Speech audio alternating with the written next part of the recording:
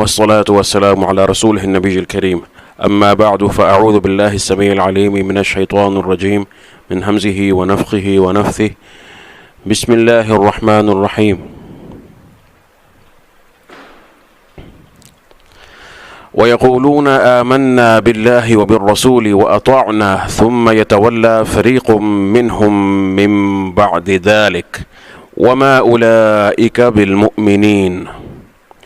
سورۃ النور آیت نمبر 47 ہے، اور اس میں اللہ رب العزت نے پھر ایک فریق اور ایک گروہ کا بیان فرمایا ہے جن کی صفات بھی ساتھ ذکر کی ہیں، اور یہ اہل حق کا گروہ نہیں ہے بلکہ اہل حق میں سے کچھ لوگ جن کے دلوں میں مرض ہے، بغاوت ہے اور قبولیت نہیں ہے، ایمان نہیں ہے اور نور نہیں ہے، ان کی صفات کا ذکر ہے، وہ گروہ مراد ہے۔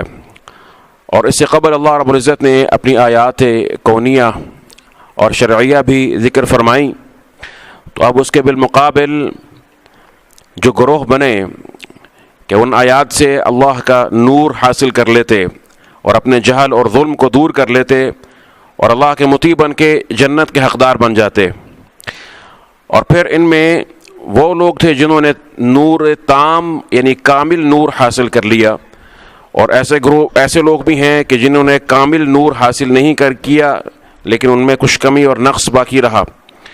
پھر یہ نقص جو ہے یہ عمل کے اندر بھی ہوتا ہے اور عقیدے کے اندر بھی ہوتا ہے۔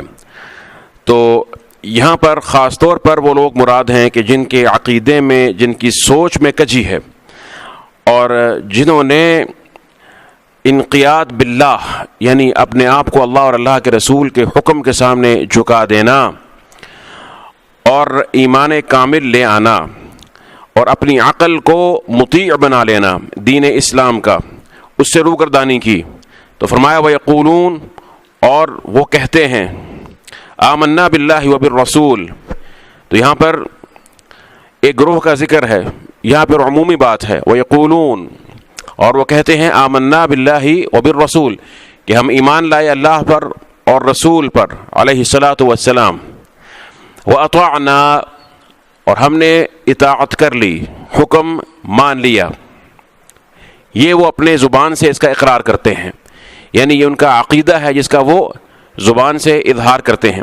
ثم یتولا، پھر اس کے بعد پھر جاتا ہے، فریق منہم، ان میں سے ایک گروہ، من بعد ذلک، اس کے بعد یعنی اس قول اور اقرار کے بعد ایک گروہ ان میں سے ایسا ہے کہ جو پھر جاتا ہے اس قول کے تقاضے سے، اس قول کے مقتضا سے اور اس پر عمل کرنے سے، اور ایمان باللہ اور ایمان بالرسول کا جو تقاضا ہے اور جو اس کی حقیقت ہے اسے قبول کرنے سے پھر جاتے ہیں، منہ موڑ لیتے ہیں۔ تولا، ثم یتولا، تولی، سب ایسے نہیں ہیں۔ اذا فریق منہم، ثم یتولا فریق منہم، ایک گروہ ان میں سے ایسا ہے کہ جو زبان سے قول و اقرار کرنے والے ہیں، اللہ اور اللہ پر رسول پر ایمان لانے کا اظہار کرنے کے بعد ایک گروہ ایسا ہے جو یہ کرتا ہے۔ فرمایا کہ جو ایسا کرتا ہے، جو منہ موڑ لیتا ہے اس حقیقت سے اور اس قول اور اس اقرار کے تقاضے سے، وما اولئک بالمؤمنین، اور وہ ہرگز مومن نہیں ہے، بالکل وہ مومن نہیں ہے۔ وما اولئک مؤمنین نہیں کا با لگا ہوا ہے، وما اولئک بالمؤمنین، اس با سے یہ چیز مؤکد ہو گئی، تاکید ہو گئی اس چیز کی، وہ ہرگز یا وہ بالکل بھی مومن نہیں ہیں۔ اچھا، اب اس میں کچھ مباحث ہیں اس آیت مبارکہ کو سمجھنے کے لیے۔ پہلی چیز تو یہ ہے کہ اس میں اللہ رب العزت نے ذکر فرمایا ان لوگوں کا جو اللہ اور اللہ کے رسول پر ایمان لانے کا اقرار کرتے ہیں، ایمان لانے کا اظہار کرتے ہیں۔ اللہ اور اللہ کے رسول پر ایمان کیا چیز ہے؟ ایمان کیا ہے؟ اللہ پر ایمان کیا ہے؟ اللہ کے رسول پر ایمان کیا ہے؟ اور اس ایمان کے منافی کیا چیز ہے؟ اس مسئلے میں بہت سے گروہ امت کے اندر پیدا ہو گئے جنہوں نے کتاب و سنت کی نصوص اور تعلیمات کو اور صحابہ کرام کے منہج کو چھوڑ کر خود ساختہ اصول وضع کیے اور پھر ان فلسفوں میں گمراہ ہوئے، بہت سے فرقے بن گئے ایمان کی تعریف میں اور ایمان کی حقیقت میں. ہم تفصیل میں نہیں جائیں گے اس لیے کہ ہمارا موضوع ان فرقے باطلہ پر بات کرنا نہیں ہے. ہمارا جو موضوع اور مقصد ہے وہ قرآن کریم کی آیت کا فہم ہے اور اس مثبت چیز کو بیان کرنا ہے جو یہاں پر اللہ سبحانہ تعالیٰ بیان فرما رہے ہیں. اور اس مثبت چیز کے بیان میں اور اس کی حقیقت کے وضوح میں خود بخود ہی جو باطل ہے وہ واضح ہو جائے گا. ٹھیک ہے، حق بیان کرنے سے باطل واضح ہو جاتا ہے، اور باطل کا تذکرہ بھی حق کے ضمن میں آ جائے تو کوئی حرج نہیں ہے، لیکن تفصیل میں جانا کہ ان کے بیان کی ضرورت نہیں ہے. وَيَقُولُونَ آمَنَّا بِاللَّهِ. ایمان کیا ہے؟ ایمان کیا صرف تصدیق ہے یا کچھ اور بھی ہے؟ ایک سوال ہے. کچھ لوگوں نے کہا کہ ایمان صرف تصدیق کا نام ہے. ایمان کیا ہے؟ صرف تصدیق کا نام ہے. دل میں اگر تصدیق ہو، تصدیق یعنی یہ کہنا کہ کسی کی تصدیق کر دینا، اللہ اور اللہ کے رسول کی تصدیق کر دینا کہ اللہ وحدہ لا شریک ہے اور محمد صلی اللہ علیہ وآلہ وسلم اللہ کے رسول ہیں، اللہ کے پیغمبر ہیں اور اللہ کی طرف سے ہدایت لے کر آئے ہیں، ہم تک پہنچاتے ہیں. اس کی تصدیق کر دینا اور یہ کہنا کہ جو آپ کہتے ہیں وہ حق ہے، یا اس کو ماننا، اپنے دل میں اس کی تصدیق کرنا کہ یہ جو فرماتے ہیں وہ حق ہے، وہ سچ ہے. اس کو جان لینا، دل میں اپنے جی میں اس کو مان لینا، جان لینا کہ یہ جو کچھ فرماتے ہیں نبی کریم وہ سچ ہے، حق ہے. قرآن میں جو لکھا ہے وہ سچ ہے. جو آپ فرماتے ہیں اللہ کی طرف سے، اللہ کے پیغمبر کے طور پر وہ سچ ہے، وہ حق ہے. اس کی تصدیق اپنے دل میں کر لینا، وہ کہتے ہیں بس یہ ایمان ہے. اگر کوئی شخص یہ تصدیق کر لیتا ہے تو وہ اب مؤمن بن گیا، کامل ایمان والا. اس کے بعد وہ کفر کرے، وہ کچھ بھی کرے، گناہ کبیرہ کرے، کچھ بھی کرے، اس کا نقصان اسے نہیں ہوگا.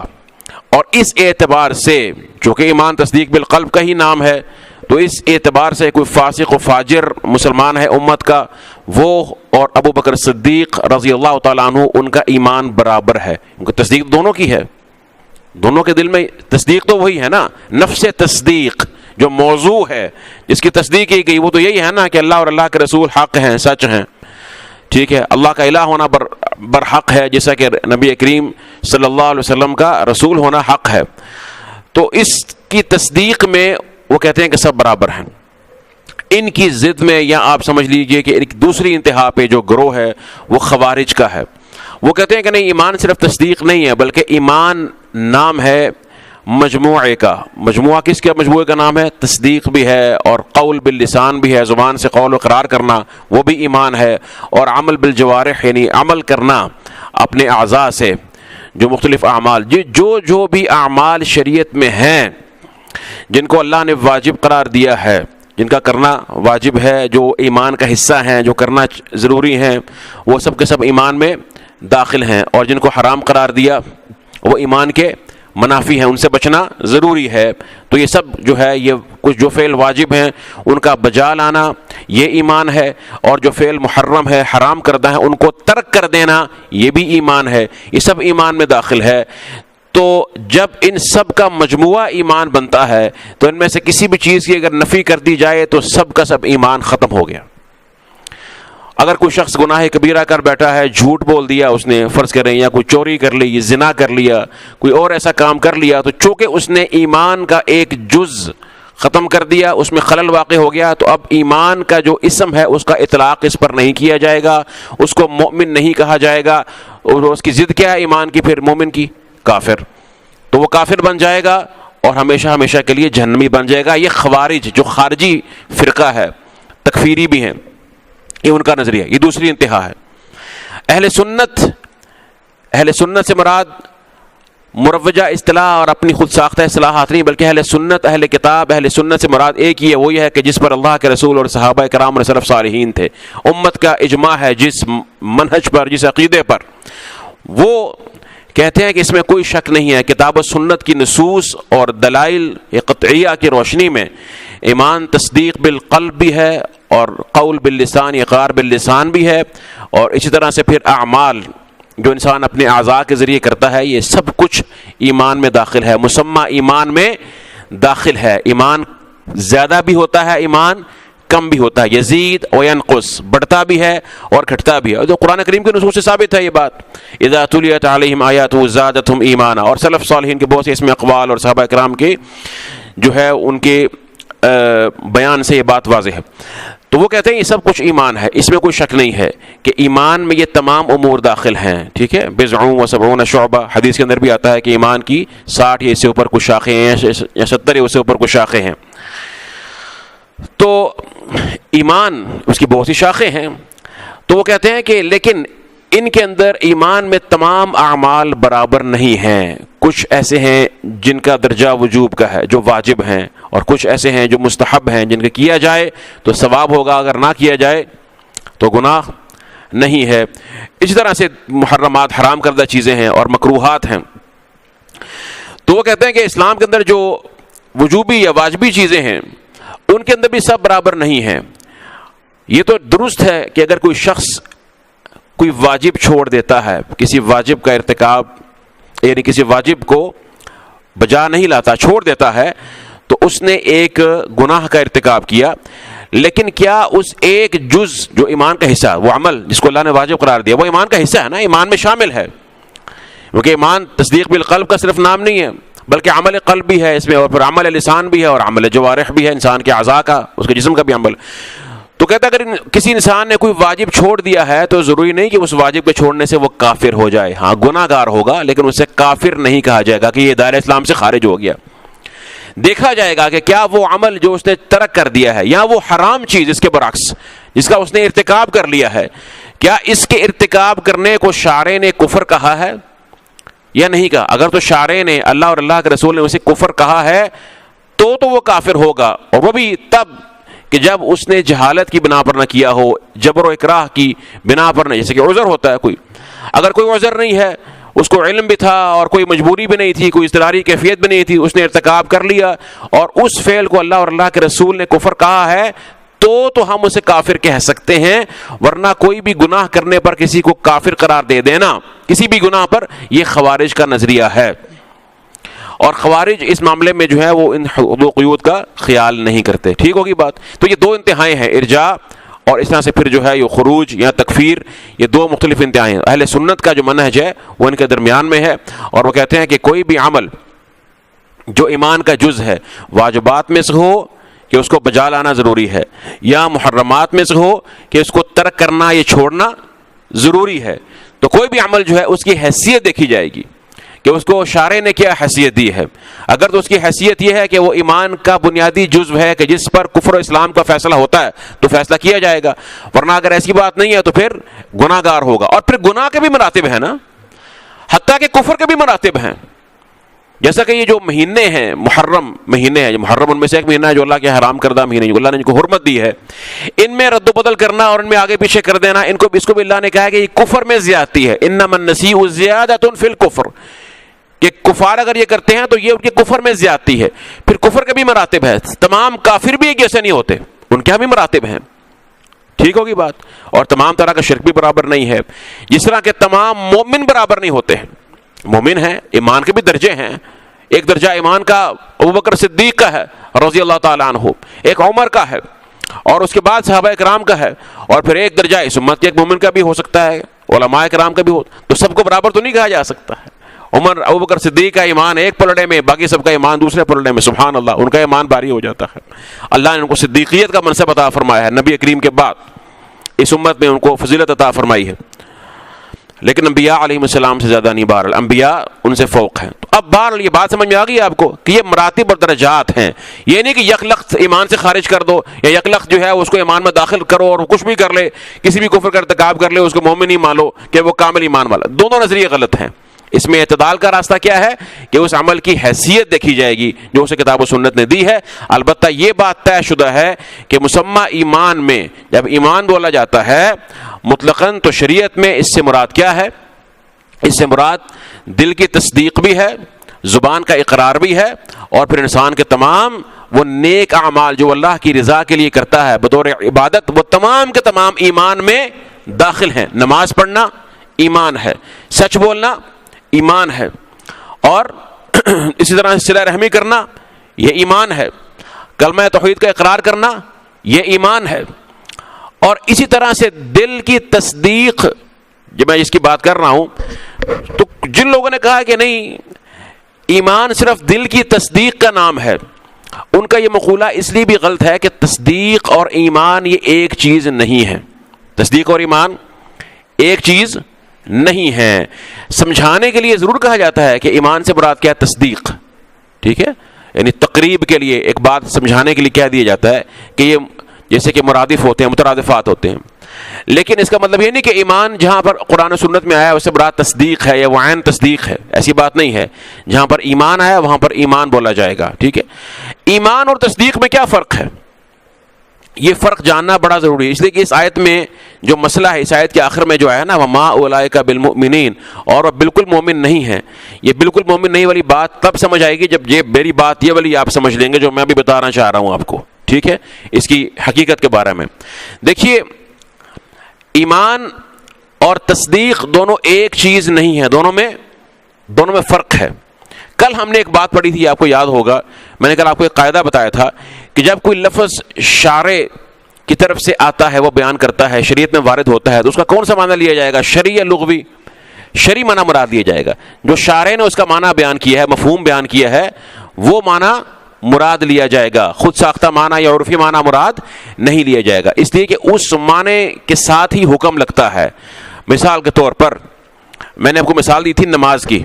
ایک شخص نے نماز پڑھی ہے تو الصلاح کی جو حقیقت اور جو اس کا مفہوم شارع نے بیان کیا ہے، جس میں اس کی شروط ہیں جیسے وضو کرنا اور واجبات ہیں اور ارکان ہیں، وہ تمام چیزیں اگر ساتھ رکھیں گے اور اس کے ساتھ نماز کو ادا کریں گے تو نماز ہوگی. ٹھیک ہے، اگر فرض کریں وضو کے بغیر نماز پڑھ لیں گے تو نماز ہو جائے گی؟ نماز نہیں ہوگی، اس لیے کہ شارع نے اس نماز کے مسمى میں یہ شرط شامل کی ہے کہ وضو کیا جائے. اور لا صلاۃ کے الفاظ بھی ہیں، بعض علماء نے صحیح کہا اس حدیث کو، اس میں ہے کہ لا صلاۃ الا بطہارہ، کہ طہارت کے بغیر نماز نہیں ہوتی. اب جب طہارت اور وضو یعنی سے مراد ہے کہ وضو شرعی، اگر وہ کریں گے تو اس کے ساتھ نماز ہوگی ورنہ نماز نہیں ہوگی. تو اب اس نماز پر حکم مرتب ہوتا ہے کہ اللہ اس نماز کو قبول کرتے ہیں، انسان بری ذمہ ہوتا ہے جو فرض نمازیں ہیں ان سے، اور پھر اس پر انسان کو اجر ملتا ہے. تو یہ حکم جو شرعی ہے یہ تب مرتب ہوگا جب وہ نماز ویسے پڑھی جائے گی جیسا کہ اللہ اور اللہ کے رسول نے حکم دیا ہے، اور اس صلاۃ کے اس مفہوم کو لیا جائے گا جو شرعی مفہوم ہے. ٹھیک ہوگی بات؟ اسی طرح سے ایمان اور تصدیق ہے. ہم جب ایمان کی بات کرتے ہیں تو ایمان کا کون سا معنی مراد لیا جائے گا؟ جو اللہ کی کتاب میں اللہ کے رسول نے بیان کیا ہے، یا وہ جو ہمارا خود ساختہ معنی ہے؟ اور اس ایمان پر جو حکم لگتا ہے، حکم کیا ہے؟ کہ اللہ نے اہل ایمان کے لیے جنت رکھی ہے، اور جس کا ایمان اللہ کی رحمت سے، جس کا ایمان اس قابل ہوگا کہ وہ وعید سے بچ جائے گا، اللہ کے عذاب سے بچ جائے گا، تو وہ پھر بلا عذاب جنت میں داخلے کا حقدار بن جائے گا. ٹھیک ہے، قد افلح المؤمنون الذين هم في صلاتهم خاشعون والذين هم عن اللغو معرضون والذين هم للزكاة فاعلون والذين هم لفروجهم حافظون إلا على أزواجهم أو ما ملكت أيمانهم فإنهم غير ملومين فمن ابتغى وراء ذلك فأولئك هم العادون والذين هم لأماناتهم وعهدهم راعون. تو یہ ساری صفات اہل ایمان مومن کی ہے نا جو اللہ نے بیان فرمائی ہیں. تو کیا جب ایمان کی تعریف کریں گے تو ان کو چھوڑ دیں گے؟ فرمایا انما المؤمنون الذين اذا ذكر الله وجلت قلوبهم واذا تليت عليهم آياته زادتهم ایمانا وعلى ربهم يتوکلون. سوائے اس کے نہیں کہ مومن، یعنی مومن صرف وہی ہوتا ہے کہ جب اللہ کا ذکر کیا جاتا ہے اس کا دل کانپ اٹھتا ہے عمل کرنے کے لیے، اللہ کو راضی کرنے کے لیے، اور جب اس پر اللہ کی آیات تلاوت کی جاتی ہیں تو اس کے ایمان میں اضافہ کر دیتی ہیں اور وہ اپنے رب پر ہی توکل کرتے ہیں. اب یہ قرآن سن کر دل میں ایمان کا بڑھنا اور اللہ پر ہی توکل کرنا اور دل کا اللہ کے نور سے، اللہ کے خوف سے جو ہے وہ لرز جانا، یہ کیا چیز ہے؟ یہ ایمان کی صفات اللہ نے بیان فرمایا کہ یہی مومن ہوتے ہیں. تو کیا جب ایمان کی تعریف کریں گے اس کو نکال دیں گے جو قرآن نے بیان کیا، کہ اس کو ساتھ رکھیں گے کہ نہیں جی لغت میں ایمان تصدیق کے بارے میں آج لہذا تصدیق مانے صرف، کیونکہ لغت نے تصدیق کے ساتھ بھی اس کی تعریف کی ہے. مسمى شرعی دیکھا جائے گا نا کہ اگر اس میں شرعی ہے تو اس کے مسمى میں کون کون سے تصورات آتے ہیں، کانسیپٹس کون کون سے آتے ہیں جو اٹیچڈ ہیں اس لفظ کے ساتھ، ایمان کے ساتھ. ٹھیک ہوگی بات؟ اسی طرح سے اور بہت سی آیات ہیں جس میں ایمان اور مومن کی جو ہے وہ تعریف کی گئی ہے. تو اس کو ہم سامنے رکھیں گے. جیسے کہ اللہ کے رسول نے فرمایا کہ لا دین لمن لا عہد لہ ولا ایمان لمن لا امانت لہ. جو امانت دار نہیں ہے، جو امین نہیں ہے، جس کے پاس امانت نہیں ہے، اس کا ایمان نہیں ہے، اس کا ایمان نہیں ہے. اب ایک شخص میں امانت بالکل نہیں ہے تو ہم کہیں اس کا ایمان کامل ہے. ہم ہی نہیں کہتے کہ مومن ہی نہیں ہے، کافر ہو گیا، لیکن ہم کہتے ہیں اس کا ایمان کامل ہے. یہ ابھی بھی میں بات کروں گا کہ ایمان کامل سے کیا مراد ہے اور نامکمل سے کیا مراد ہے. لیکن بات یہ ہے کہ جب ایمان کی تعریف کریں گے تو اس میں امانت کو لائیں گے یا نہیں لائیں گے؟ لائیں گے. لا صلاۃ لمن لم یقرأ بفاتحۃ الکتاب، فرمایا سورہ فاتحہ نہیں پڑھتا ہے اس کی نماز نہیں. اللہ کے رسول نے فرمایا کہ فاتحہ کے بغیر، ام الکتاب کے بغیر نماز نہیں ہوتی. اب نماز کی تعریف میں، مسمى صلاۃ میں فاتحہ کو لائیں گے یا نہیں لائیں گے؟ تو یہ تمام باتیں اس لیے ہیں کہ جب ایک اسم شرعی ہے نا اور اس پر شرعی حکم مرتب ہونا ہے تو اس کی تعریف بھی وہ لی جائے گی جو شارع نے کی ہے، اور وہ تمام لوازمات کے ساتھ جو شارع نے بیان کیے ہیں. ٹھیک ہے. تو ایمان باللہ اور ایمان بالرسول سے مراد یہاں پر یہ ہے. ایمان باللہ کیا ہے؟ اللہ کے، اللہ سبحانہ تعالیٰ کی ذات پر ایمان لانا، اللہ کے اسماء و صفات پر ایمان لانا، اللہ کی توحید ربوبیت ہے، اللہ کی توحید الوہیت ہے. تو ربوبیت و الوہیت پر ایمان لانا، ان تمام چیزوں پر ایمان لانا، یہ اللہ پر ایمان ہے. اور اللہ کا حکم ماننا اور اس کی اطاعت کرنا. اس طرح سے اللہ کے رسول پر ایمان کیا ہے؟ صلی اللہ علیہ وسلم. اللہ کے رسول پر ایمان سے کیا مراد ہے؟ کہ اللہ کے رسول نے جس چیز کے بارے میں خبر دی ہے اس پر ایمان لانا کہ وہ سچ ہے. جو آپ فرما رہے ہیں، جو آپ کہتے ہیں کہ اللہ کی طرف سے وحی ہے، یہ ماننا کہ وہ سچ ہے، جو آپ نے فرمایا وہ حق ہے. یہ ایمان بالرسول ہے. ایمان بھی بولتے ہیں اس کو. اور ایک ایمان لہو ہوتا ہے، ایسے آتا ہے فآمن لہ لوط قالوا انؤمن لبشرین مثلنا. اللہ کے رسول کے لیے ایمان بھی ہے اور ایمان لہو بھی ہے. ایمان بھی کیا ہوتا ہے؟ کہ جو بات اللہ کے رسول نے بتائی اس بات پر ایمان لانا کہ وہ سچ ہے، وہ اللہ کی طرف سے ہے اور وہ حق ہے. اور ایمان لہو کیا ہوتا ہے؟ اس پر ایمان لانا کہ آپ اللہ کے رسول ہیں اور آپ سچے ہیں، صادق ہیں. آپ کی ذات بھی ایسی ہے کہ جو صادق و امین ذات ہے، صلوات اللہ وسلامہ علیہ. ٹھیک ہے. اور آپ پر مکمل اعتماد کرنا کہ جو آپ بتاتے ہیں وہ عین حق ہے اور آپ خیانت کر ہی نہیں سکتے معاذ اللہ. اور آپ بہترین، سب سے عظیم خیر خواہ ہیں اس امت کے، اللہ سبحانہ و تعالیٰ کے اذن سے. آپ سے بڑا کوئی خیر خواہ نہیں ہو سکتا ہے. رحمت للعالمین ہیں. آپ کی ذات پر اعتماد اور وثوق کامل. ٹھیک ہے. یہ ہے اللہ کے رسول پر ایمان. جب آپ نے اس بات کو سمجھ لیا تو پھر اس سے یہ بھی سمجھ آ جائے گا کہ ایمان اور تصدیق کا خود ہی فرق ہو جاتا ہے. دیکھیے یوسف علیہ السلام کے بھائیوں نے ایک بات کہی تھی جس کو بڑا یہ لوگ بنیاد بناتے ہیں، جو ایمان تصدیق کو ایک سمجھتے ہیں. انہوں نے کہا تھا اپنے والد سے، جب انہوں نے کہا نا کہ بھیڑیا کھا گیا، تو انہوں نے کہا کہ وما انت بمؤمن لنا ولو كنا صادقین، کہ آپ ہم پر ایمان نہیں لانے والے اگرچہ ہم سچے ہی کیوں نہ ہوں. انہوں نے یہ نہیں کہا کہ آپ ہماری تصدیق نہیں کرنے والے. کچھ نے کہا کہ دیکھو، انہوں نے کہا نا کہ آپ ہم پر ایمان نہیں لائیں گے، تو انہوں نے کہا کہ دیکھو اس سے مراد تصدیق ہی ہے کہ ہماری تصدیق نہیں کریں گے. حالانکہ یہ بات درست نہیں ہے. تصدیق ہوتی ہے کہ آپ کو کسی نے خبر دی کہ جناب باہر بارش ہو رہی ہے، آپ نے کہا صدقتا، تو سچ کہتا ہے. آپ کہتے ہیں آمنت بک، مطلب تجھ پر ایمان لایا، یہ کہتے ہیں آپ تصدیق کر رہے ہیں اس کی. کبھی آپ کہتے ہیں کہ میں تجھ پر ایمان لے آیا؟ اس مسئلے پر تصدیق بولا جائے گا، ایمان نہیں بولا جائے گا. کیوں؟ اس لیے کہ ایمان تب کسی شخص کے لیے بولا جائے گا جب آپ صرف اس کی بات کی تصدیق نہیں کرتے. بات کی تصدیق تو شیطان کی بھی ہو سکتی ہے. جب اس نے آیت الکرسی سکھائی تو اللہ کے رسول نے فرمایا کہ سچ بولا ہے اگرچہ ہے جھوٹا، وہو کذوب، لیکن اس نے اس معاملے میں سچ بولا ہے. تو بات کی تصدیق تو شیطان کی بھی ہو سکتی ہے اگر وہ سچی بات کرتا ہے تو. لیکن کیا ہم کہتے ہیں کہ شیطان پر ہمارا، اس کی بات پر ایمان لے آئے ہم، یا شیطان پر ہمارا ایمان ہو گیا؟ نہیں. ایمان تب بولا جاتا ہے کہ جب جس کی بات کی آپ تصدیق کر رہے ہیں اس کی ذات پر آپ کو ایسا اعتماد ہو، ایسا وثوق ہو کہ اگر مجھے یہ خبر کسی ایسی شے کے بارے میں دے جس کا میں مشاہدہ نہ بھی کر سکوں اور میرے پاس اسے جاننے کا ذریعہ نہ بھی ہو، تب بھی مجھے اس کی ذات پر ایسا اعتماد ہے کہ میں اس پر ایمان لاتا ہوں، کہ میں اس کی تصدیق کرتا ہوں. یہ ہے ایمان ذالک الرجل، اس شخص پر، اس کے لیے جو آپ ایمان لے کر آئے. سمجھ آ رہی ہے بات کی؟ تو تو وہاں پر جو یعقوب علیہ السلام نے جو کہا نا کہ وہ کہتے ہیں وما انت بمؤمن لنا، ان کے کہنے کے مطلب یہ تھا کہ اگرچہ ہم سچ کیوں نہ بول رہے ہوں لیکن آپ کو ہماری ذات پر اعتماد نہیں ہے، ہم سچ بولیں گے تب بھی آپ تصدیق نہیں کریں گے. کیوں؟ کیونکہ آپ ہمیں مؤتمن نہیں سمجھتے، ایماندار نہیں سمجھتے کہ ہم آپ کو کسی بات کی خبر دیں، ہماری ذات آپ کے نزدیک ثقہ نہیں ہے. بات سمجھ آ رہی ہے؟ تو ہم اللہ کے رسول پر جو ایمان لاتے ہیں اس میں کیا چیز شامل ہے؟ اس میں دونوں چیزیں شامل ہیں، ایمان بھی اور ایمان لہو دونوں ہیں، کہ جو چیز آپ لے کر آئے اس پر ہمارا ایمان ہے، جو آپ نے بیان کیا، آپ نے جو شریعت بیان کی، جو آپ کی کلام ہے، اللہ کا کلام ہے، قرآن ہے، جو آپ فرماتے ہیں وہ سچ ہے، آپ غیب کی خبریں دیتے ہیں اللہ کی طرف سے، وہ سچ حق ہیں. اور اسی طرح سے آپ کی ذات پر بھی ہمیں اعتماد ہے، اعتماد کامل ہے. تو یہ ہے جی ایمان بالرسول. ٹھیک ہے، وَيَقُولُونَ آمَنَّا بِاللَّهِ وَبِالرَّسُولِ وَأَطَعْنَا، اور کہتے ہیں ہم نے حکم مان لیا. ثُمَّ يَتَوَلَّىٰ فَرِيقٌ مِّنْهُمْ مِّن بَعْدِ ذَلِكَ، پھر اس کے بعد منہ موڑ لیتا ہے، پھر جاتا ہے ایک گروہ ان میں سے اس کے بعد، یعنی اقرار کرنے کے بعد سب نہیں، ایک گروہ ایسا ہے کہ جو اس سے منہ موڑ لیتا ہے اور پھر جاتا ہے. فرمایا کہ وَمَا أُولَٰئِكَ بِالْمُؤْمِنِينَ، فرمایا اور ہرگز وہ لوگ جو ہیں مؤمن نہیں ہیں. اب یہ جو فرمایا کہ یہ بالکل مومن نہیں ہے، ہرگز مومن نہیں، اس سے کیا مراد ہے؟ کہ وہ کافر ہو گئے ہیں؟ اس کو دیکھنے کے لیے کہ یہ جو قرآن کی آیت تو یہ بتاتی ہے ما اولئک بالمؤمنین، اگر آپ صرف لغوی ترجمہ کریں، سمپل پلین سادہ ترجمہ کریں اس آیت کا، تو وہ تو یہ کہتی ہے کہ وہ ہرگز مومن نہیں ہے.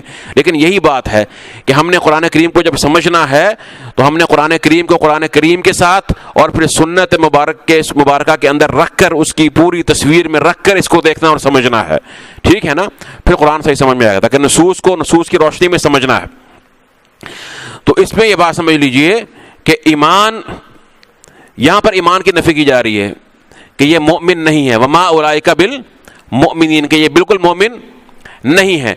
تو کیا ایمان کی نفی اگر کر دی جائے کسی شخص سے تو اس سے مراد یہ ہے کہ وہ ایمان سے بالکل خارج ہو گیا یا نہیں؟ اس کو دیکھنا ہے. تو ہم دیکھتے ہیں کہ شریعت کی نصوص پہ اگر غور کریں تو معلوم ہوتا ہے کہ ایمان کی نفی یا اس میں ایمان کی نفی یا مومن کا اطلاق جو ہے، اس کی نفی کسی شخص سے کب کی جاتی ہے؟ دو صورتوں میں کی جاتی ہے. یا تو اس نے کوئی ایسا واجب تھا جس کو اللہ اور اللہ کے رسول نے واجب کیا ہے، جو ایمان کا واجب حصہ تھا، اس کو چھوڑا، یا اس نے کسی ایسے حرام کا ارتکاب کیا جس کو اللہ اور اللہ کے رسول نے حرام قرار دیا تھا، اس نے اس کا ارتکاب کر لیا. جب اس نے کسی حرام کا ارتکاب کیا یا اس نے کوئی واجب چھوڑ دیا تو کیا مطلب ہے کہ اس نے ایمان کا کچھ نہ کچھ جز چھوڑ دیا. بات سمجھ آ رہی ہے نا؟ میرے ساتھ رہیے گا، جہاں پہ آپ کو سمجھنا ہے آپ مجھ سے پوچھ سکتے ہیں، آپ بے شک بعد میں پوچھ لیجیے گا. جہاں پر اس نے ایمان کا کوئی جز چھوڑا، اور دیکھیں آپ جانتے ہیں کہ شریعت میں جو واجبات ہیں وہ ایمان کا جز ہیں یا نہیں، اور جو محرمات ہیں ان سے بچنا، ان کو ترک کرنا، یہ ایمان کا جز ہے یا نہیں؟ شرک سے بچنا، جھوٹ سے بچنا، زنا سے بچنا، چوری سے بچنا، خیانت سے بچنا، یہ ایمان کا جز ہے کہ نہیں؟ ان کو ترک کرنا جز ہے ایمان کا. تو جہاں اس طرح سے نماز ادا کرنا یہ واجب ہے، ایمان کا جز ہے، اہم ترین اجزاء میں سے ہے، اور دیگر اس طرح کے معاملات ہیں. تو جہاں اس نے ایمان کا کوئی جز چھوڑا، شریعت وہاں پر ایمان کے اسم کی نفی کر دیتی ہے، کیونکہ جب ایمان اس کا مکمل نہیں ہوا، کوئی جز رہ گیا نا، اب ایمان مکمل ہوا نہیں ہوا، تو جب ایمان نامکمل رہا تو پھر کامل ایمان کا جو اسم اس پر نہیں بولا جاتا، تو کامل ایمان اور مومن کی نفی کر دی جاتی ہے. لیکن اس کا مطلب یہ نہیں کہ وہ اسلام ایمان سے خارج ہو گیا، اس میں ایمان بالکل ہی نہیں رہا. دونوں میں فرق ہے. ایک ہے ایمان مکمل ہونا تھا اپنے تمام واجبات کے ساتھ اور تمام محرمات کو چھوڑ کر، لیکن اس نے اپنا ایمان مکمل نہیں کیا، کسی نہ کسی جز میں کمی کر دی. تو جو چیز نامکمل ہو، جس میں کمی ہو، نامکمل ہو، ہم کہتے ہیں کہ یہ وہ پوری نہیں ہے، یہ نامکمل ہے. ایسے ہی ہے نا؟ اور ہم کہہ دیں گے کہ اس سے وہ چیز، اس کا اسم نفی کر دو، لیکن اس سے مراد یہ نہیں ہے کہ اس سے وہ چیز مکمل طور پر ختم ہو گئی ہے. دونوں میں فرق ہے کہ اس کے اندر اصل ایمان ہی ختم ہو گیا. جیسے کہ شخص نے زنا کر دیا مثلا، اب کیا زانی جو ہے وہ کافر ہو گیا زنا کرنے سے؟ جھوٹ بول دیا، کافر ہو گیا.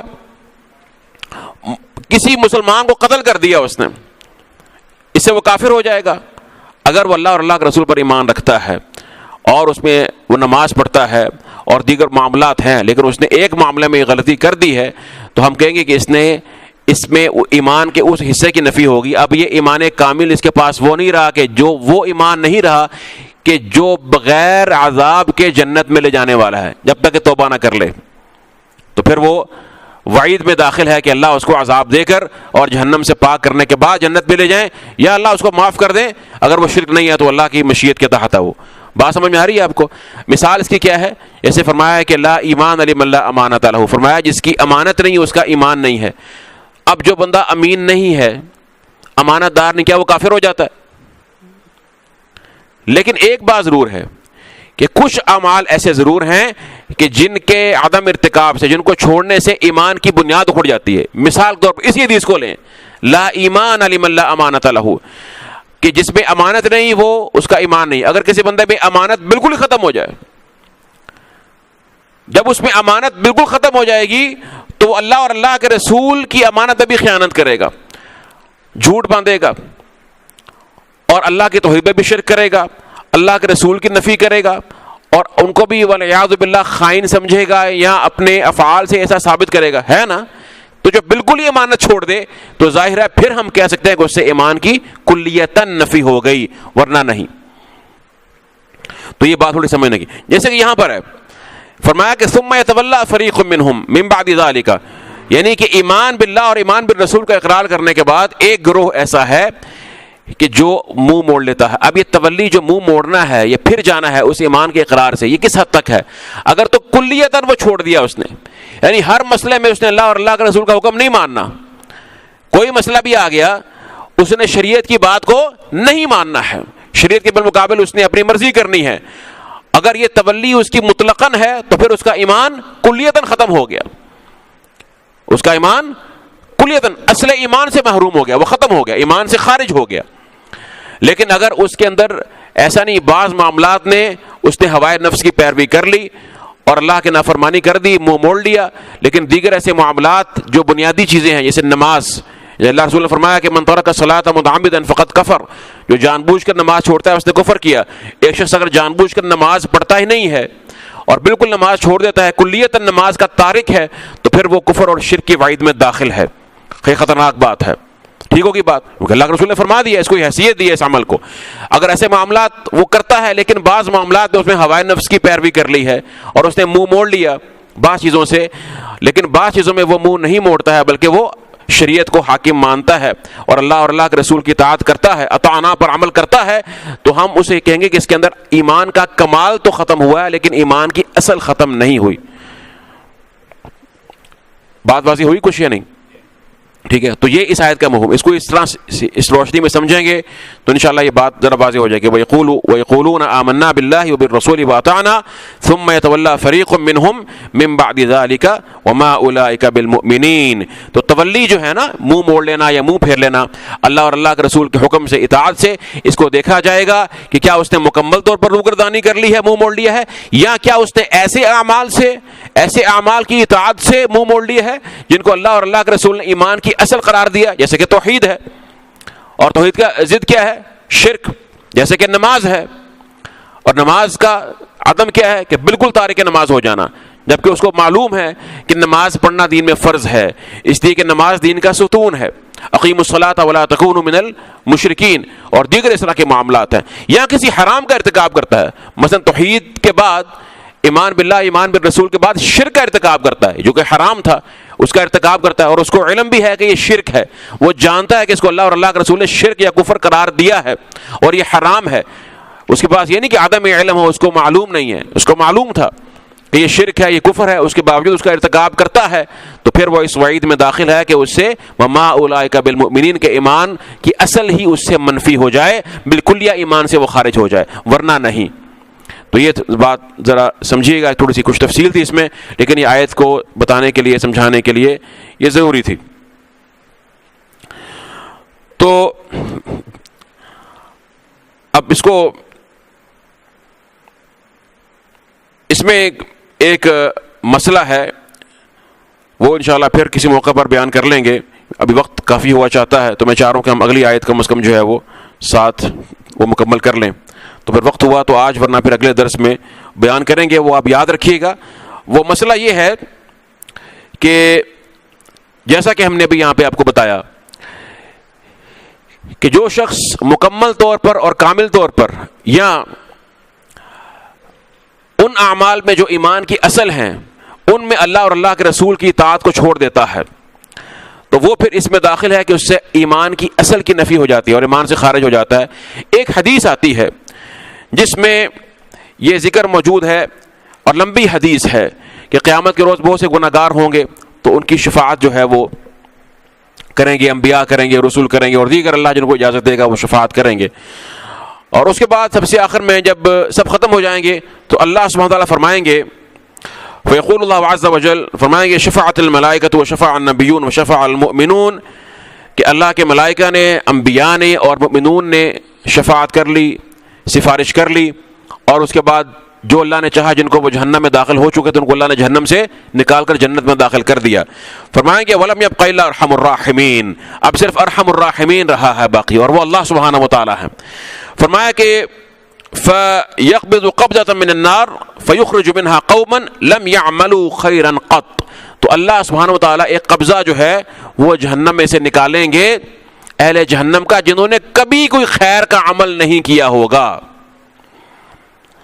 لم يعملوا خیرا قط, جنہوں نے کبھی کوئی خیر کا عمل نہیں کیا ہوگا.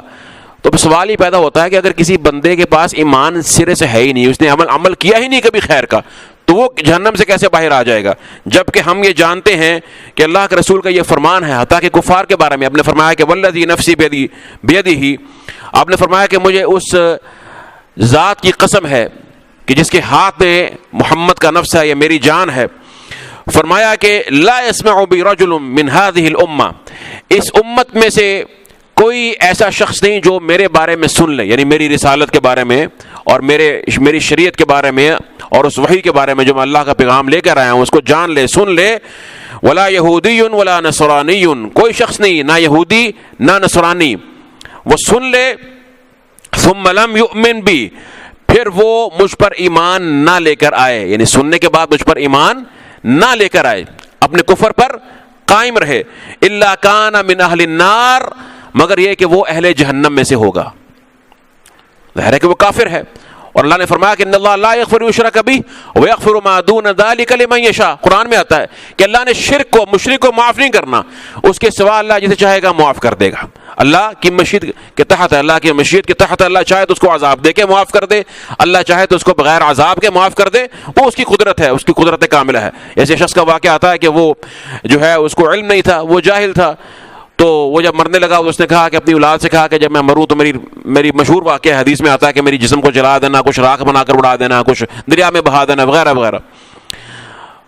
تو جب اس نے ایسا کر لیا اس کی اولاد نے, تو اللہ نے اس کو اکٹھا کیا اس کے تمام اجزاء کو اور اسے پوچھا کہ تو نے ایسا کیوں کیا تھا. اور اس حدیث کے اندر الفاظ ہیں کہ اگر اللہ میں قدرت ہوئی تو اللہ مجھے اکٹھا کر لے گا, یعنی یہ شک ہے قدرت پر کیونکہ شرک ہے اور کفر کا کلمہ ہے. لیکن چونکہ وہ جاہل تھا, اس کو علم نہیں تھا, تو حدیث میں آتا ہے جب اللہ نے اسے اکٹھا کیا اور پوچھا تو نے ایسا کیوں کہا, تو وہ کہے گا کہ یا اللہ تیرے خوف کی وجہ سے, تیرے ڈر کی بنا پر. اب اس کے اندر ایک ڈر تو اللہ کا موجود تھا, توحید کا جذبہ موجود تھا, لیکن اس کے پاس علم نہیں تھا, اس کے پاس شریعت کا علم نہیں تھا, معلوم نہیں تھا کہ اللہ سبحانہ وتعالیٰ کی معرفت اور اللہ کی رحمت کیسی ہے, اور مجھے ایسا معاملہ نہیں کرنا, اللہ سے مایوس نہیں ہونا ہے. ٹھیک ہے, تو اللہ نے اس کو اس بنا پر معاف کر دیا کہ اس میں میرا خوف تھا. ٹھیک, تو بل حدیث میں اب یہ جو بل حدیث ہے کہ لم یعملوا خیرا قط, انہوں نے کبھی کوئی خیر کا عمل کیا نہیں ہوگا, اس کے باوجود اللہ ان کو جہنم میں سے نکال لیں گے. تو یہ کون لوگ ہیں جو ایمان کبھی لے کر ہی نہیں آئے, جنہوں نے خیر کا عمل کیا نہیں ہے, کلمہ لا الہ الا اللہ نہیں پڑھا ہے اور یہ کفر کی حالت میں مرے, یہ وہ لوگ ہیں. یہ اس سے کیا مراد ہے اس کو انشاءاللہ پھر ہم بیان کریں گے اگلے درس میں. یہ مجھے آپ یاد کروا دیجیے گا باذن اللہ تعالیٰ. ٹھیک ہے, اگلی آیت کیا ہے؟ ابھی انہی کی صفت بیان ہوتی ہے. فرمایا کہ یہ ایسے لوگ ہیں, اور یہ جن کا یہ طرز عمل ہے نا کہ جب وہ یہ کہہ دیں زبان سے اور اس کے بعد پھر اللہ اور اللہ کے رسول کا حکم آ جائے تو منہ موڑ لیں, یہ عام طور پر دلوں میں نفاق, جن کے دلوں میں نفاق ہوتا ہے ان کا طرز عمل ہے. یہ منافقین کی علامت ہے. قرآن میں آتا ہے سورہ نساء میں فرمایا کہ جب ان کو وَإِذَا قِيلَ لَهُمْ, جب ان سے کہا جائے تَعَالَوْا إِلَى مَا أَنزَلَ اللَّهُ وَإِلَى الرَّسُولِ, کہ اللہ اور اللہ کے رسول کی طرف آ جاؤ. تَعَالَوْا إِلَى مَا أَنزَلَ اللَّهُ وَإِلَى الرَّسُولِ رأیت المنافقین یصدون عنک صدودا، تو یہ جم جاتے ہیں اپنے کفر اور نفاق پر اور یہ سختی سے اڑ جاتے ہیں کہ قطعاً آپ کی طرف نہیں جانا، اس حکم کی طرف نہیں جانا۔ تو جتنا کسی کے دل میں نفاق ہوگا، جتنا یہ مرض ہوگا، اتنا ہی وہ اللہ اور اللہ کے رسول کے حکم سے دور رہے گا، ٹھیک ہے۔ جبکہ اللہ نے قرآن میں کیا فرمایا؟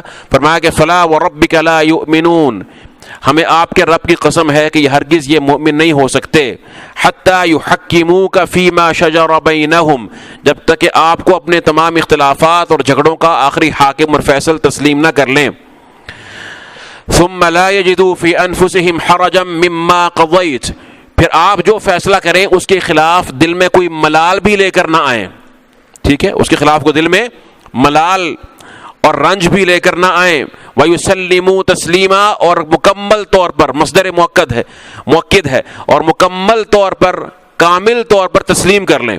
تو تین چیزیں بیان ہوئی ہیں۔ فرمایا کہ یہ مومن نہیں ہو سکتے، کب تک؟ جب تک کہ ایک بات کہ تحکیم ہو، اللہ اور اللہ کے رسول کے فیصلے کو آخری نہ سمجھ لیں۔ جو شریعت کا فیصلہ ہے تمام زندگی کے معاملات میں، انفرادی ہوں، اجتماعی ہوں، معاشرتی ہوں، معاشی ہوں، سیاسی ہوں، کسی معاملے میں مومن کی شان یہ ہے کہ وہ اللہ اور اللہ کے رسول کی شریعت اور قرآن و سنت کا جو علم ہے، نور ہے، اس کی روشنی میں فیصلہ کرتا ہے۔ فرمایا کہ پہلی چیز یہ ہے کہ تحکیم ہو کامل، کہ آپ کو اپنا آخری حاکم اور فیصل مان لیں۔ دوسری چیز کیا ہے؟ عدم الحرج، کہ دل میں کوئی ملال لے کر نہ آئیں کہ شریعت نے یہ حکم کیوں دے دیا ہے، مثلا اذان ہوگی تو کیا مصیبت ہے، 5 وقت پھر نماز کے لیے جاؤ، پھر نماز پڑھنا ہے۔ اگر وہ نماز پڑھ بھی رہا ہے لیکن دل میں بغض ہے اور دل میں اس حکم کے خلاف نفرت ہے، تو یہ مومن نہیں ہے، اس سے ایمان کی نفی ہو رہی ہے۔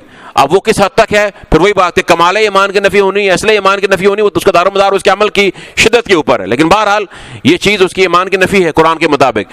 پھر تیسری بات کیا ہے؟ وَيُسَلِّمُوا تَسْلِيمًا، اور کامل تسلیم بھی کر لے، اللہ اور اللہ کے رسول کے فیصلے کو کامل مکمل طور پر تسلیم کرنا ہے۔ تسلیمہ، اس میں تاکید ہے، یہ نہیں کہ چلو کچھ مان لیا کچھ نہیں مانا، ٹھیک ہے۔ تو یہ ایک چیز بیان کی، اس کا بھی یہی حکم ہے جو یہاں پر بیان ہوا ہے، یہی بات ہے۔ یہ دیکھیے پڑھیے کیا آیت میں، آیت نمبر 48 میں فرمایا وَإِذَا دُعُوا إِلَى اللَّهِ وَرَسُولِهِ، اور جب ان کو بلایا جاتا ہے اللہ اور اللہ کے رسول کی طرف، لِيَحْكُمَ بَيْنَهُمْ، تاکہ وہ فیصلہ کرے ان کے درمیان۔ دعو الی اللہ ورسولہ، جب ان کو اللہ اور اللہ کے رسول کی طرف بلایا جائے، کیا مطلب ہے اس بات کا کہ اللہ اور اللہ کے رسول کی طرف بلایا جائے؟ کیا مراد ہے اس سے؟ کہ اللہ سے ملاقات کے لیے بلایا جائے؟ کیا مراد ہے؟ کہ چلیں نبی کریم صلی اللہ علیہ وسلم کی زندگی مبارک میں تو آپ سے ملنا، آپ کے پاس آنا، یہ بھی مومن کے لیے ایک ایمان کا بنیادی ایک تقاضا ہے، لیکن اس کے ساتھ ساتھ جو ہے مراد یہ ہے کہ اللہ اور اللہ کے رسول کے حکم کی طرف بلایا جائے، اللہ اور اللہ کے رسول کے دین کی طرف بلایا جائے، آپ کی شریعت کی طرف بلایا جائے۔ یہاں بلایا جائے کیوں لکھا ہوا آگے؟ لِيَحْكُمَ بَيْنَهُمْ، تاکہ وہ فیصلہ کرے ان کے درمیان۔ لِيَحْكُمَ میں ضمیر مفرد ہے، ہوا کی ضمیر مفرد ہے، جبکہ پیچھے دو جو ہے وہ ذوات کا ذکر ہوا، ایک اللہ کا ذکر ہوا اور ایک اللہ کے رسول کا ذکر ہوا، تو یہاں پر جو ہے وہ لیکن ضمیر جو ہے وہ ضمیر مفرد ہے۔ یہاں پر لِيَحْكُمَا نہیں کہا کہ وہ دونوں فیصلہ کریں ان کے درمیان، لِيَحْكُمَا کی ضمیر ہے مفرد، کیونکہ نبی کریم صلی اللہ علیہ وسلم کا حکم ماننا اللہ کا ہی حکم ماننا ہے۔ جیسے قرآن میں آتا ہے کہ واللہ ورسولہ احق ان یرضوہ، کہ اللہ اور اللہ کے رسول زیادہ حقدار ہے کہ ان کو راضی کیا جائے، ان کی بات کو مانا جائے، ان کی خوشنودی کا خیال کیا جائے۔ تو اللہ کے رسول کی خوشنودی کا خیال کرنا اللہ کی خوشنودی کا خیال کرنا ہے، اللہ کے رسول کا حکم ماننا اللہ کا حکم ماننا ہے، اللہ کے رسول کی اطاعت کرنا اللہ کی ہی اطاعت کرنا ہے۔ ان دونوں کی اطاعت میں کوئی فرق نہیں ہے۔ من یطع الرسول فقد اطاع اللہ، جس نے رسول کی اطاعت کی اسی نے اللہ کی اطاعت کی۔ عبادت کس کی کرنی ہے؟ اللہ کی، اللہ کے رسول کی، صرف اللہ کی عبادت کرنی ہے۔ حکم کس کا ماننا ہے؟ دونوں کا ماننا ہے۔ لیکن کیا اللہ کا رسول کا حکم ماننے بغیر اللہ کا حکم مانا جا سکتا ہے؟ نہیں مانا جا سکتا ہے۔ لا الہ الا اللہ کے ساتھ جب تک محمد الرسول اللہ کا اقرار نہ کیا جائے مسلمان ہوا جا سکتا ہے؟ نہیں ہوا جا سکتا ہے۔ یہیں سے ایک بات اور بھی سمجھ لیجئے، پھر وہی بات ایک دوبارہ میں دہراتا ہوں اس کو، یہ ہماری آخری آیت ہے، پریشان نہیں ہونا ہے، صرف 5-10 منٹ اور دے دیجیے، کوئی اہم مسئلہ ہے اس میں، پھر جو ہے وہ بہت سے فتنے اور چیزیں جو ہیں وہ آتی ہیں تو انسان کنفیوز ہوتا ہے، پھر آپ لوگ ہی سوال لے کر آتے ہیں بار بار۔ بات ہو رہی تھی تصدیق اور ایمان کی، تو ایمان صرف تصدیق نہیں ہے، ہمارا جو شرعی ایمان ہے نا، جب دل میں ہم تصدیق کرتے ہیں کہ اللہ اور اللہ کے رسول ان پر ایمان لاتے ہیں، تو کیا اس کے بعد بس ہماری تصدیق ہوتی ہے یا اس کے بعد اللہ اور اللہ کے رسول کے لیے ایک زبردست محبت پیدا ہوتی ہے دل میں؟ آپ اور ان کے لیے مر مٹنے کا جذبہ پیدا ہوتا ہے؟ بتائیے ذرا. اور اسی طرح سے اللہ کا خوف پیدا ہوتا ہے, خشیت پیدا ہوتی ہے, اتنی کہ وہ عمل کی صورت میں جھلکتی ہے, اور اس کی تصدیق کا اظہار عمل کے ساتھ ظاہر ہوتا ہے. جیسے کہ اللہ کے رسول نے فرمایا کہ آنکھ کا زنا دیکھنا ہے, ہاتھ کا زنا پکڑنا ہے, ٹھیک ہے, اور پاؤں کا زنا چلنا ہے, اور فرمایا کہ اس سے فرمایا کہ والفرج یصدقہ او یکذب, اور شرمگاہ اس کی تصدیق کرتی ہے یا تکذیب کرتی ہے. اب شرمگاہ کی بھی تصدیق ہوتی ہے, جو دل میں اس کا ایمان اللہ کا خوف ہے اسی کی تصدیق ہو رہی ہے نا اس عضو کے ذریعے, تو یہ بھی تصدیق ہے. تو اب یہ بات سمجھیے ذرا کہ صرف دل کے اندر مان لینا اس لیے ایمان نہیں, بلکہ ایمان تب پیدا ہوگا جب دل میں ماننے کے بعد ایک زبردست جذبات پیدا ہوتے ہیں. اس کو عمل قلب کہا جاتا ہے. ایک تصدیق القلب ہے, ایک عمل القلب ہے. یہ بھی بات یاد رکھیے. تصدیق القلب کیا ہے؟ بس دل میں مان لینا کہ یہ برحق ہے. یہ فرعون کے پاس بھی تھا. قرآن کہتا ہے وَجَحَدُوا بِهَا وَاسْتَيْقَنَتْهَا أَنفُسُهُمْ ظُلْمًا وَعُلُوًّا. فرعون مانتا تھا کہ ہاں یہ موسیٰ, دل میں مانتا تھا اپنے کہ یہ نبی برحق ہیں, لیکن اپنی سرکشی کی بنا پر انکار کرتا تھا. شیطان اللہ کی ربوبیت کی تصدیق کرتا ہے یا نہیں کرتا؟ لیکن کیا ہم کہتے ہیں کہ شیطان کا اللہ پر ایمان ہے؟ مؤمن باللہ ہے شیطان, مصدق باللہ تو ہو سکتا ہے. اچھا, مصدق اور صدیق میں بھی فرق ہے. کوئی کہتے ہیں دیکھو ان کا نام صدیق تھا, وہ تو تصدیق کرنے کی بنا پر تھا. بھائی مصدق جو کبھی تصدیق کرے کبھی نہ بھی کرے تو مصدق ہو سکتا ہے. صدیق وہ ہوتا ہے جو ہمیشہ تصدیق کرتا رہتا ہے, کبھی چھوڑتا ہی نہیں تصدیق کو. سبحان اللہ. اس کی ذات سراپا تصدیق ہوتی ہے اللہ اور اللہ کے رسول کی بات کی. صدیق یہ مستمر ہے, صفت اس میں دوام ہے. تو شیطان کا ایمان نہیں ہے, حالانکہ کہتا ہے فَبِعِزَّتِكَ لَأُغْوِيَنَّهُمْ أَجْمَعِينَ, اللہ تیری عزت کی قسم ہے, لیکن اس پر ایمان نہیں ہے, تصدیق ہے, کیونکہ اس کے ایمان کے ساتھ اس میں جذبات پیدا نہیں ہوتے. ٹھیک ہے. ابو طالب کا کی تصدیق تھی, ایمان نہیں لے کر آیا, اس نے اقرار نہیں کیا. اسی طرح سے آپ یہ مثال لے سکتے ہیں. تو اس لیے کسی خبر پر مجرد یقین کر لینا, آج بہت سے ایسے کفار ہیں جو مانتے ہیں کہ یار اسلام دین برحق ہے, اس میں کوئی شک نہیں ہے, اور یہاں وہ دل میں تسلیم کرتے ہیں, اور کئی اپنے منہ سے اقرار بھی کر لیتے ہیں کہ ہاں بات تو ٹھیک. ہرقل کا واقعہ نہیں آتا, صحیح بخاری میں موجود ہے, اور اس نے یہاں تک کہا تھا کہ یہ اگر نبی برحق تم جن کی مجھے صفات بتا رہے ہو, اگر یہ صفات واقعی اس نبی کے اندر ہیں, تو اس نے کہا تھا کہ سملک موضع قدمی ہاتین, تو عن قریب میرے جو قدموں کی جگہ ہے اس کے وہ مالک ہوں گے. اس کو اتنا یقین تھا کہ یہ ہو کر رہے گا, آپ کی رسالت سچی ہے, پوری دنیا میں آپ کا دین پھیل کر رہے گا. تصدیق, لیکن ایمان نہیں لے کر آیا, ایمان نہیں, اقرار نہیں کیا, عمل نہیں کیا. تو ایمان, دل کی تصدیق, ایمان تب بنتا ہے جب دل کا عمل بھی ساتھ آ جائے, اور وہ کیا ہے؟ بے انتہا محبت اور بے انتہا خوف اللہ سبحانہ و تعالیٰ کا, اور اس طرح سے اللہ کے رسول صلی اللہ علیہ وسلم سے بے انتہا محبت اور آپ کی اطاعت کا جذبہ.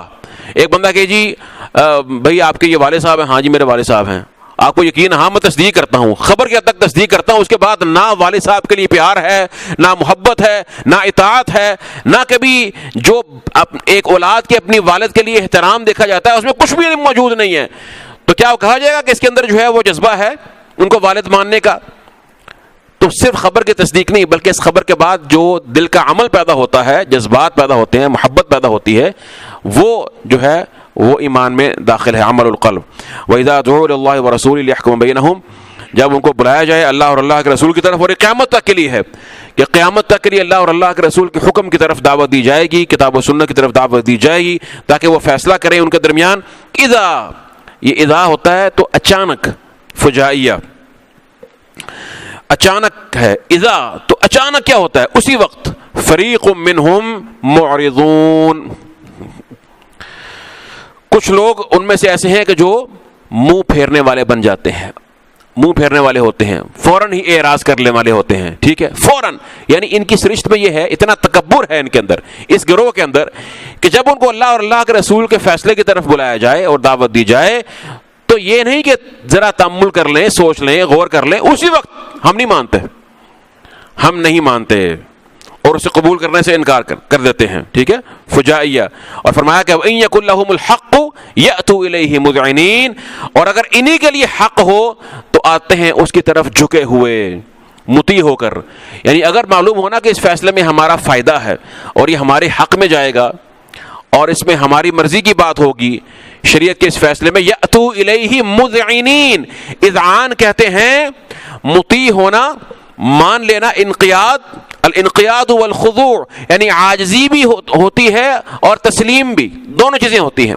وَإِن يَكُن لَّهُمُ الْحَقُّ، اگر انہی کے لیے حق ہو، ان کو پتا ہو کہ بھئی اس میں ہماری مرضی کی بات ہی ہونی ہے، شریعت کے اس فیصلے میں اللہ اور اللہ کے رسول کی طرف جو بلایا جا رہا ہے، کتاب اللہ اور سنت رسول اللہ کے فیصلے میں ہماری مرضی کی بات ہوگی، ہمارا فائدہ ہوگا اور جو حق ہے وہ ہمارے ساتھ ہی ہوگا، تو یأتو الیہ مذعنین، تو جھکے ہوئے اس کی طرف چلے آتے ہیں۔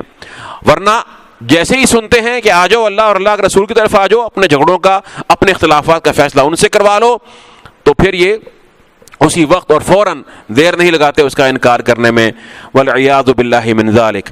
اور اس میں کسی گروہ، کسی فرقے کی طرف اشارہ کرنے کی ضرورت نہیں ہے، کسی فرد کی طرف اشارہ کرنے کی ضرورت نہیں ہے، بلکہ یہ جو آیت ہے یہ سب سے پہلے میرے لیے، آپ کے لیے اور پھر ہم سب کے لیے ہے جو اس آیت کو پڑھتے ہیں، قرآن کی اس آیت کو غور کریں کہ ہم جب بھی اللہ اور اللہ کے رسول کی کوئی بات سنتے ہیں اور اس کے مقابلے میں ہمارے نفس کا کوئی تقاضا ہو، ہمارے معاشرے کا کوئی تقاضا ہو، یا ہمارے اپنے ذاتی کچھ اصول ہوں، مفادات ہوں، ٹھیک ہے نا، من حیث القوم ہوں یا ایک فرد کی حیثیت میں ہوں، تو اگر ہمارا نفس وہاں پر اڑ گیا اور ہم نے سوچ لیا میں اپنے بارے میں یہ بات کہتا ہوں، اگر کہیں پر مجھے معلوم ہوا کہ میرا وہاں پہ چند ٹکوں کا مالی مفاد ہے، یا میری شہرت ہے، یا کوئی اور فائدہ ہے، اور ایک طرف مجھے پتا ہے کہ اللہ اور اللہ کے رسول کا حکم ہے اور مجھے اس کی طرف بلایا جا رہا ہے اور وہ فیصلہ میرے حق میں نہیں ہوگا، تو میں اسی وقت اس کا انکار کر دوں یا اس سے منہ میں موڑ لوں، تو میں اس آیت میں والعیاذ باللہ من ذالک، میں اس میں داخل ہوں۔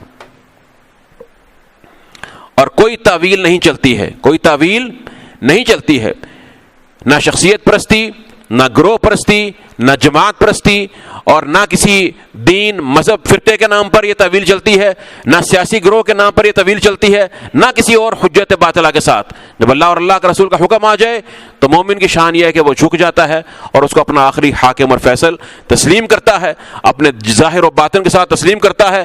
جب اس کو دعوت دی جائے تو اس کی طرف وہ جھک کر چلا جاتا ہے اور رجوع کر لیتا ہے، اور پھر جتنا کسی کا یہ جرم ہوگا، جتنا اس سے وہ تولی حق سے کرے گا، تولی عن الحق، الاعراض عن الحق، جتنا اس کے اندر ہوگا اتنا پھر وہ اللہ کے ہاں مجرم ہوگا، ٹھیک ہے، اور اس حد تک اس میں ایمان کا نقص ہو جائے گا۔ اور اللہ ہم سب کو ایسے ایمان کے نقص سے اور ایسی ذلت سے محفوظ فرمائے، اور اللہ ہمیں کامل اپنا مطیع بننے کی توفیق عطا فرمائے۔ تمام طرح کی عزت جو ہے اور ہر طرح کا عروج اس امت کے مسلمان کے لیے، اس امت کے لیے بالعموم، وہ اللہ اور اللہ کے رسول کے حکم کو ماننے میں اور ان کی اطاعت میں ہے، اور ہر طرح کی ذلت جو ہے وہ اللہ اور اللہ کے رسول کے دین کو چھوڑنے میں ہے۔ کاش کہ مسلمانوں کو یہ بات سمجھ میں آ جائے۔ ہم دوسروں کے نظاموں کو دیکھتے ہیں اور اغیار کی حکومتوں، ان سے ہم مثالیں تلاش کرتے ہیں اور ان کے نظاموں کو اپنے لیے مثال بناتے ہیں۔ کاش کہ ہمیں محمد الرسول اللہ صلی اللہ علیہ وسلم کا معاشرہ، آپ کا نظام، آپ کی تعلیمات اور صحابہ کرام کا جو ایک منہج تھا، طریقہ تھا، وہ پسند آ جائے۔ ہمیں کہیں جانے کی ضرورت نہیں ہے، ٹھیک ہے۔ جیسے کہ اقبال نے بہت ہی خوب کہا کہ اپنی ملت پر قیاس اقوام مغرب پر نہ کر، خاص ہے ترکیب میں قوم رسول ہاشمی۔ تو اللہ کے رسول کی جو سنت ہے اور اسوہ ہے اور علم وحی ہے، اس کی روشنی میں اگر مسلمان اپنے آپ کو، آج مصیبت تو یہ ہے نا کہ جو دین کا نام لینے والے ہیں ان کی بھی اندر یہ مصیبتیں ہیں کہ وہ نام تو قرآن و سنت کا لیتے ہیں، بظاہر دعوت کتاب و سنت کی ہے، لیکن دعوت کے پیچھے کیا چھپا ہوتا ہے کہ مجھے بڑا مان لو، میری شخصیت کو بڑا مان لو، کہ ہے تو کتاب و سنت، آیت قرآن کی پڑھتا ہے، حدیث پڑھتا ہے، لیکن پیچھے کیا چھپا ہوا ہے کہ پھر اس کے بعد جو تعبیر اور تشریح میں کروں گا وہی تم نے ماننی ہے، اگر مانو گے تو ٹھیک ہے ورنہ تم میرے ساتھ نہیں رہ سکتے۔ اخوت مسلم کا انکار کر دیتا ہے، حالانکہ مسلمان کی اخوت کیسے قائم ہوتی ہے؟ فرمایا کہ وَاعْتَصِمُوا بِحَبْلِ اللَّهِ جَمِيعًا، سب مل کر اللہ کی رسی کو مضبوطی سے تھام لو، وَلَا تَفَرَّقُوا، اور تفرقے میں مت پڑو۔ یہ نہیں کہا کہ سب اکٹھے ہو جاؤ، اکٹھے کیسے ہو سکتے ہیں؟ ہو ہی نہیں سکتے جب تک کہ اللہ کی رسی کو نہیں پکڑیں، اور اللہ کی رسی کیا ہے؟ قرآن و سنت ہے۔ تو جو شخص کتاب و سنت بیان کر کے اپنی شخصیت کی طرف دعوت دے یا اپنی جماعت کی طرف دعوت دے اور کہے جی میرا یہ منشور ہے 1.5 صفحے کا، اس کو مانو، یہ کتاب و سنت کی دعوت ہے، اس کے ممبر بن جاؤ، اس کی تصدیق کر لو، اس کے کارکن بن جاؤ، اگر تم میرے اس منشور سے اختلاف کرو گے، اگرچہ وہ کتاب و سنت کی روشنی میں ہی کرو، تو تم میرے ساتھ نہیں رہ سکتے، تمہاری میری اخوت ختم ہو گئی۔ اور پھر لڑاتے ہیں مسلمانوں کو مسلمانوں کے ساتھ، کوئی بھی ہو، وہ وہابی ہو، وہ دیوبندی ہو، وہ حنفی ہو، بریلوی ہو، شیعہ ہو، کوئی بھی ہو، بلا تفریق. کوئی کسی کو جو ہے وہ کسی پر جو ہے وہ کوئی پرائرٹی حاصل نہیں ہے، اس مسئلے کے اوپر ترجیح حاصل نہیں ہے. سب کے سب برابر ہیں. ہر ایک کو اللہ کی کتاب اور اللہ کے رسول کی سنت کے سامنے جھکنا چاہیے اور اس کو اپنا حتمی حقیقی رہنما بنانا چاہیے. اللہ مجھے اور آپ کو پہلے اس کا مصداق بنائے، اور اللہ ہمیں اس فتنے سے بچائے کہ ہمارے لفظ ہمارے خلاف حجت بن جائیں والعیاذ باللہ من ذالک. کیونکہ یہ کہنا بھی اور کہنا آسان ہے، لیکن اس پر عمل کرنا اور انسان جانتا ہے. یہ صرف لوگوں کو بتانے کی بات نہیں ہے، انسان اپنے نفس کے اندر جانتا ہے. کتنے ایسے گناہ ہیں جو انسان تنہائی میں کرتا ہے، اس کا اللہ دیکھتا ہے صرف، اور کوئی گواہ نہیں ہے اس پر اللہ کے سوا، اور وہ جانتا ہے کہ اس وقت جو ہے اس کے پاس تمام راہیں ہیں معصیت کا ارتکاب کرنا، لیکن وہ سمجھتا ہے کہ نہیں اللہ دیکھ رہا ہے، اللہ کے خوف سے وہ چھوڑتا ہے. تو یہ چیز یہاں سے شروع ہوتی ہے، اس کے بعد پھر دوسروں کے پاس جاتی ہے، اپنی ذات سے اس کا آغاز ہوتا ہے. وباللہ تعالی توفیق، وصلی اللہ تعالی وسلم.